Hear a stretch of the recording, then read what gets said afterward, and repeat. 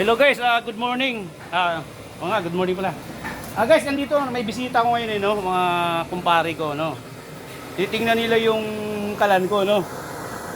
Nung una, nagdalawang isip sila no, kung totoo ba talaga na ang diesel used oil sumisindi. Ito, actual nakita nila, ay kumpare ko.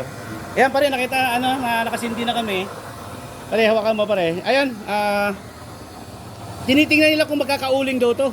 Titingnan nila kung magkakauling tong rice cooker no. Ngayon, titingnan natin kung gaano kabilis umano to o kumulo. Ayan guys, sasalang na natin no.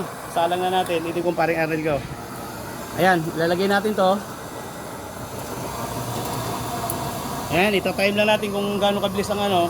Ngayon pare, habang pumapatak siya, ayan, malakas pa yan. Pwede mo siyang hinaan. Pwede mo siyang lakasan. Ayan po yung apoy niya.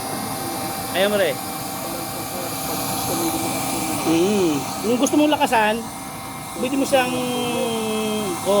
ang patak niyan, pag igaganito mo pre, overflow yan. May butas yan dito sa ilalim. May butas yan dito para sa overflow. Bubutas yan. Kaya ang ano mo yan talaga mahina lang.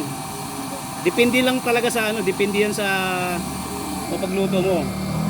Kaya pare, titingnan natin kung ilang minuto. Gano'n siya kabilis. Wala pong 2 minuto yan pre. Kukulo yan. Kaya pare, titingnan nila kung yung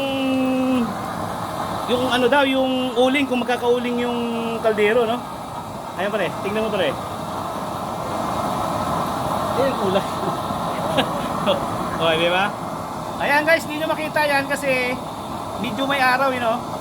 Ayan, kita yan, no? Yan ang apoy niyan. Ayan. Ayan. Yeah, ang inano ko dito pre, ang inano ko dito yung mabilis sindihan. Nung una kasi matagal siya. Ayan guys, salamat.